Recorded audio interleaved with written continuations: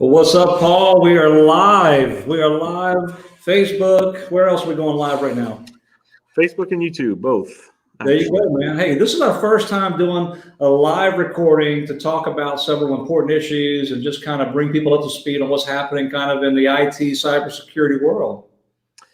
Yeah, and we've had a couple of big developments in the last couple of days. It has, man. We've been putting out these vital updates that I hope people are checking out. But we thought, man, today we need to go live because there's some things we need to talk about. Man, it's crazy.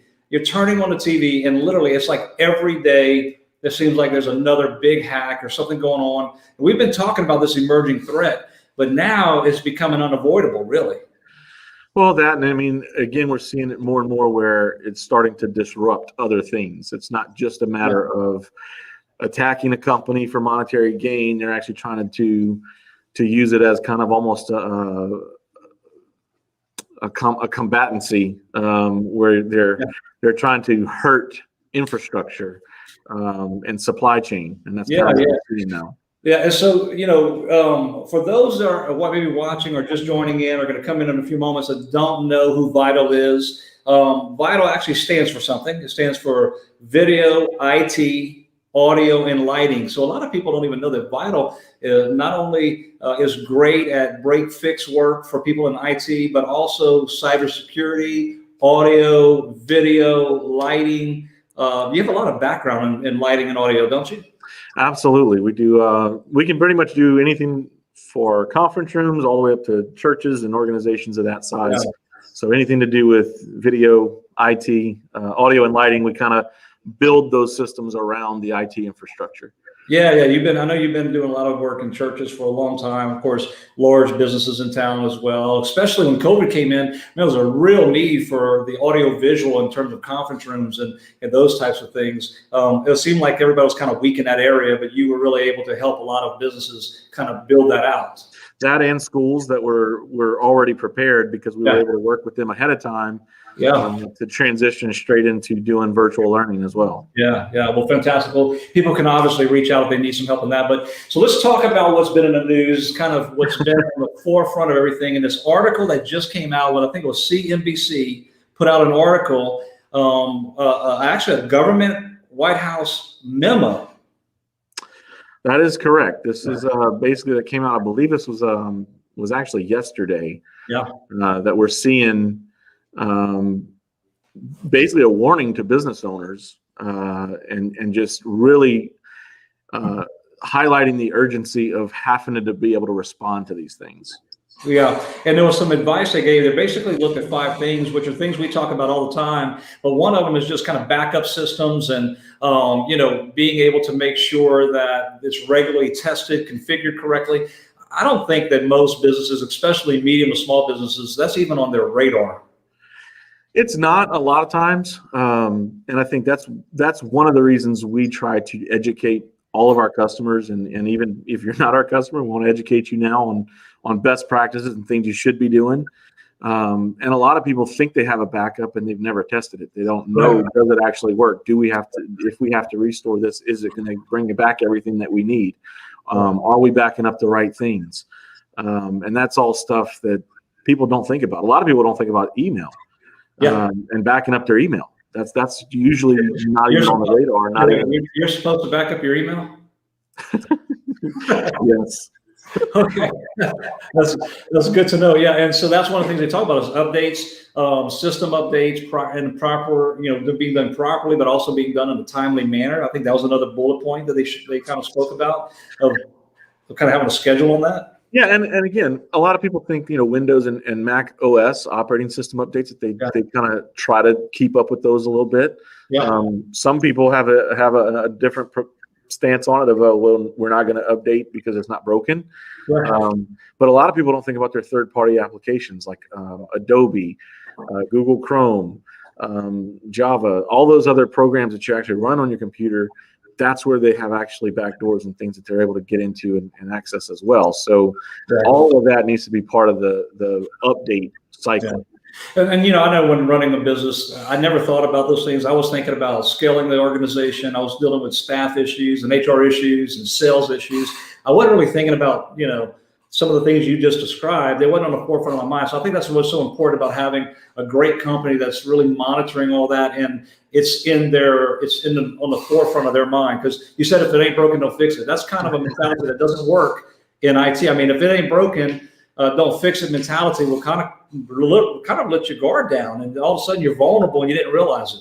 Yeah, and that's actually a running joke I've seen on the internet before, where it's like, hey, everything's working, why are we paying IT? And then, oh, everything's broken, why are we paying IT? It's kind of one of those things where you kind of don't think about it until it is broken. And and that's been unfortunately more and more. I know J&J just had J&J meatpacking plant just had a big hack. It was preceded by the Colonial Pipeline, which we did an update on the other day. So this is not, it's actually becoming a big deal. And we've heard the government say, hey, listen, we're going to start looking at requiring certain kind of reporting to the government, which I believe will subsequently mean reporting to your clients that, hey, I've been hacked. Nobody wants to send out a letter to their client saying, oh, by the way, your information might have been breached. So this is becoming way more serious. And have you noticed a massive uptick recently? Well, I think COVID last year and all of 2020 kind of highlighted and exposed a lot of things in the industry as a whole, in the IT industry. And just the immediate, people went into self-preservation mode very quickly of how do we keep the doors open? How do we transition to work from home? Yeah.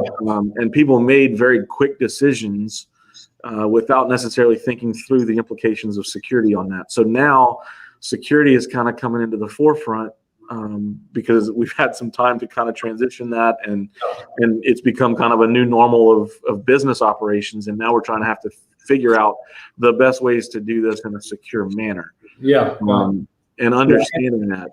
Yeah, absolutely. Yeah, no, absolutely. So, this article kind of can freak you out, right? It says the private sector has a critical responsibility to protect against these threats. You see, that's what's starting to happen, right? They're starting to really focus back to private enterprise and saying, hey, what are you doing? What best practices are you putting in place to protect your clientele? Well, and the second part of that paragraph you were reading says all organizations must recognize that no company is safe from being targeted by ransomware, regardless of the size or the location. Yeah. And so, we hear about the Colonial Pipeline, we hear about the major meat packing plant, and all of that. Yeah. But I mean, we've talked about that before, where nobody's just walking around the water cooler at the gym saying, "Oh, hey, did y'all hear we got hacked last week?" Nobody's having that conversation. No, they don't high five. They don't chest bump over that. You know what I'm saying? Yeah, and so they did release several things that are kind of being best practices. And so we if you scroll down a little bit, it does say, obviously the backup your data. We talked about, updating systems, but then test your incident response plan. What is that? So what's funny about that is, I think, we're in the industry, so we kind of understand what that terminology means. But the average person that's reading this article, or that the White House is trying to convey this message to, probably don't even understand what an incident response plan is. Basically, in layman's terms, it's how are you going to respond if you do have a breach? What are the steps that you have in place? Kind of like, we can equate this down to hurricane season here, right? Yeah. So hurricane season comes, we know we're doing X, Y, and Z. We got to make sure we're ready for, having water for a few days. We have all these things that, boarding up our windows if a hurricane's coming. Gotcha. It's kind of the same concept, where you're planning out how you're going to respond in the event that you do get hacked or something happens to you in a cyber attack. Yeah. Well, that makes total sense. And the fact of the matter is that businesses really don't even understand how to approach that. We have the privilege of a hurricane, living in hurricane country. Obviously, it's talked about, we're informed on the news, but really a cybersecurity company like Vital is really the best go-to to really determine kind of the best approach in these areas. And that's really what I think number 4 in this list kind of speaks to. It talks about having a third-party audit or a third-party review. Who is speaking to you, advising you, and helping you identify these risks and come up with a plan on how to mitigate the risk that's becoming so prevalent. Well, and even, we deal with companies that either have an internal IT department. They might have that, or they might have somebody that kind of is their office manager, handles most of their IT environment or purchases and things like that. But nobody is really checking to make sure hey, from a cybersecurity perspective, are we as safe as we can be? Are we as protected as we should be? And so having a company like us to come in and do that third party and just look at you and be able to tell you, hey, these are some areas that you're vulnerable that you may want to consider fixing. Yeah. I don't think there's not a company in Acadiana that shouldn't. And now, of course, it's a little self-serving, but to reach out and say, hey, help me identify my blind spots. If you have a company like us that's willing to do it and honestly just come in and advise and direct, what do you have to lose? Then call someone and say, listen, what am I not seeing? Or what are some areas of vulnerability that need to be secured? I think it's critical in today's age. Yeah, and I think that's part of just our community. You know, Yeah. I mean, we've even seen, not to mention any names, but we've seen some big hacks that have happened here, even locally. Yep. And so that really highlights the point that they're not really targeting. It's kind of like they're using the cast net approach, Yeah. and whatever's the most vulnerable, that's who they go after, right? And really, with small businesses, I would say they're probably even more susceptible because it is a blind spot. They don't have a team of IT that they're spending thousands upon thousands of dollars a month. That they're able to shore up all of that stuff, and you're seeing that even with the bigger companies. So it's even more so for small businesses because it can be much more impactful for their bottom line. Yeah, and you don't have to spend tens of thousands of dollars to have great cybersecurity. Every environment is different. Having someone that helps assess your vulnerabilities is actually smart, prudent thing to do. And working with them together, and that's what you want with us. You know, with the way we approach it, is it's a partnership. Yeah, we want to partner with companies and really try to figure out what works for them, for their bottom line. What protections do we need to put in place? But in the event that something does happen, have that incident response plan in place that we know, hey, we can be back up and running in a very short amount of time in the event something would happen. Yeah, no doubt. And it's really trying to be more proactive than reactive, right? 100%. And as a customer, it would make me feel good to know that companies that I'm working with that have data, have information about me that I'm trusting, have these best practices in place. And by the way, before I go to number 5, I noticed you dressed like me today. Man, I appreciate that. I think that's awesome, man. That's great. But number 5, it says to segment your network. This is important, right? Because you're not going to prevent 100% of attacks. So having a strategy where you approach your access points and the kind of damage they can do is really strategic in nature and needs a professional. Yeah, and I mean, and again, a lot of this. Think about schools and churches and some of these coffee shops and most anywhere you go now, you have people expect to have Wi-Fi, right? And they expect to be able to get on the internet and do what they need to do. And there's ways to do that securely. And obviously you want to make sure all of that stuff, that traffic that you're having, all these people bring in devices, even employees. If they bring their own devices, if you have a team of people, even if it's 20 people and they all bring in their iPhone or they all bring in their laptops or things like that, are they getting on the same Wi-Fi network that you're using for business operations? Are their devices safe? Are their devices secure? That's all part of why you want to segment some of that stuff off so that it's not able to, for lack of a better word, cross-contaminate, right? That's an industry term for the restaurant industry, and it's the same concept. Yeah. Paul, I'm going to tell you, I think that people have just kind of been tone deaf to this issue. I don't know if they intend to or whatever. Maybe it's just a lack of not understanding. It just seems too technical.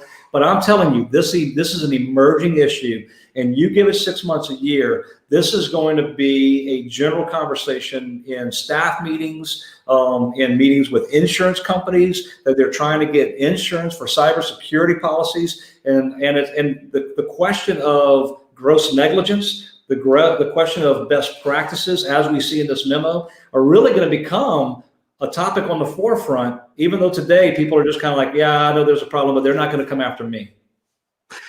And you know what? Unfortunately, we see that a lot where people are like, "Oh, they're not going to come after me," and the reality is, it's the criminal's not necessarily going to go. They're not going to go after the house with the gated fence and the guard dogs and security outside the front office. Mhm. They're going to go for the easy target. They're going to go for the garage that's open or the car that's unlocked.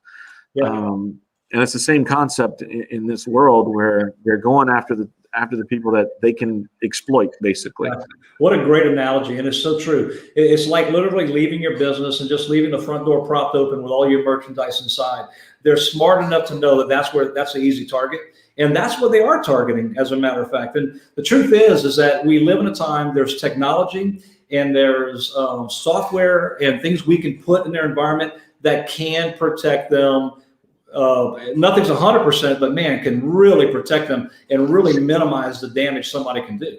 Well, and it's also end user training. Like it's somewhere between 94 and 96% of all vulnerabilities are from the end user. The end user that's either clicking on something they shouldn't click on or clicking on something that they think is legitimate. That's a fact that I bet you most employers go, "Oh, I get that." Of course, it'd be my employees that would open the door to the robber, but they do. But it's also not intentional. Of course, it's inadvertent, but they do it. You have they're getting more and more sophisticated. Yeah. With how they're getting into these systems. So if your email, let's say for instance, your email gets compromised, they may sit in your system for 100 days and just kind of read how do you communicate, what banks do y'all use, so they can kind of formulate some of these drafts where we're seeing ACH that's payments and things that get stolen. Yeah, the reality of that is really scary, and the implications of that are really damaging to businesses. So what can we do? How can we as Vital help companies to say, look, I know it's an issue, I know I need to address it, what's my next step? So I think first and foremost is, if you don't want the assessment, that's fine. What we're willing to do is just come in and we can actually do a 30-minute presentation to your employees and your staff. Yeah. Where we'll actually come in and just train them on things they should look out for, things they should look at for their email that comes through, and why this would be considered a threat. And just some very basic, it's basically the top 15 things every business owner should do.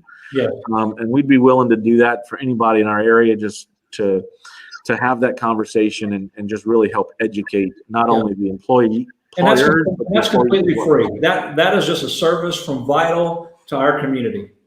Correct. Okay, great.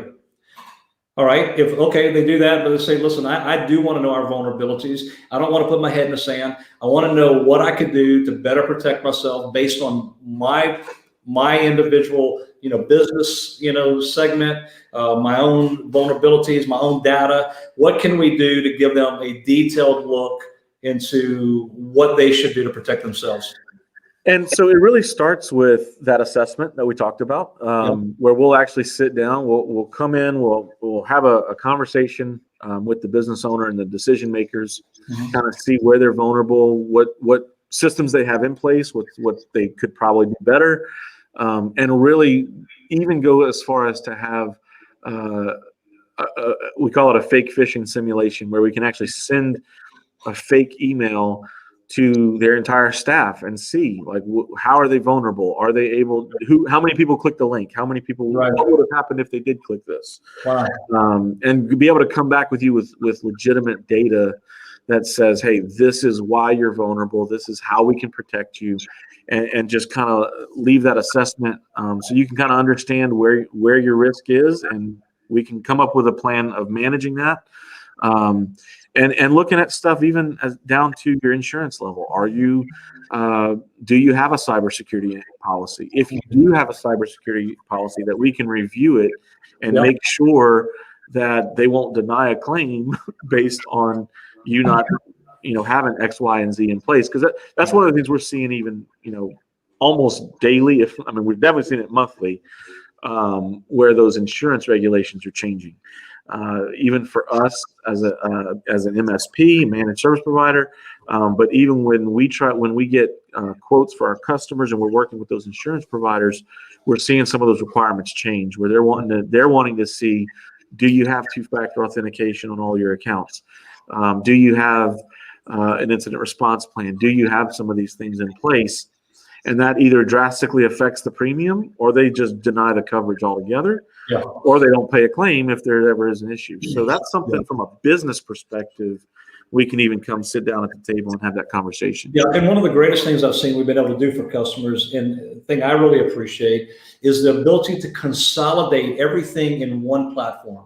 So I'm not just paying billable hours. I don't just have my, let's say, Office 365 over here and this program over there, but bringing it all under one umbrella to one price, that everything from my cybersecurity, which is kind of a new add-on, plus all the break fix work, plus all the software I was already paying anyway, into one manageable cost segment. Right. We call it our all-in. Everything's in one place, and you don't have to sit there and figure out what's going to cost me, how do I do this? Because a lot of those expenses already exist, but they're segmented out. We're able to come in and actually make a proposal that will put it all in one pot and really streamline that for our customers. Well, and so I guess an easy way. So I think about this from just my things that I try to do and delegate in my business. Mm-hmm. When I delegate something,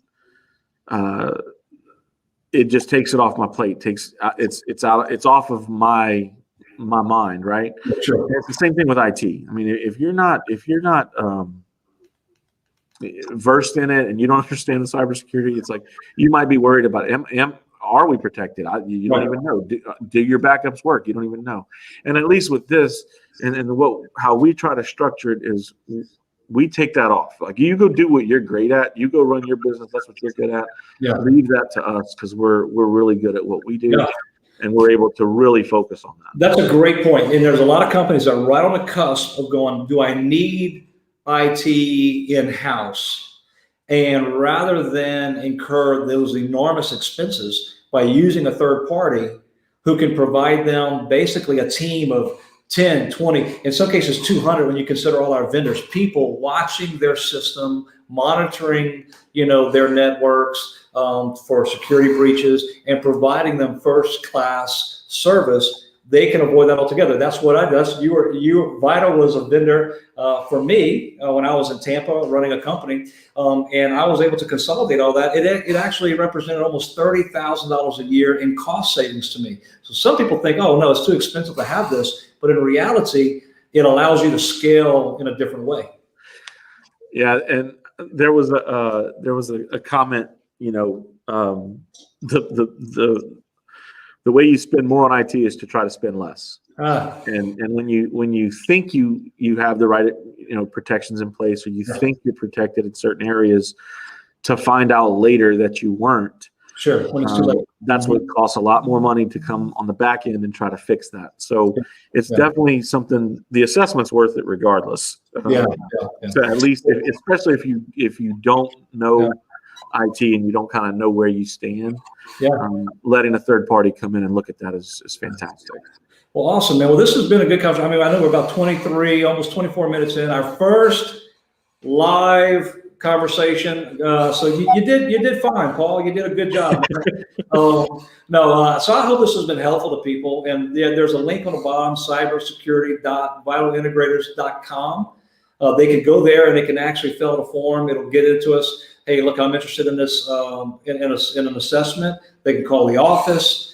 They can email us, however they want to get a hold of us. We stand ready to help them. Absolutely. They can comment comment on the video. They can call. And even if it's not the assessment, you want to start off with the training. Hey, we'll be willing to do that and come in and actually educate your end users as well. Very good. Well, hey, thank you guys for joining us. I hope you've enjoyed this live chat. We'll try to do them on occasion when big news is, out there, to maybe come talk about it, bring some clarity to it. Give us a shout, reach out to us. We cannot wait to help you. Paul, thank you for taking the time, buddy. All right. Thanks, Sean. I appreciate it. All right. Bye. Bye.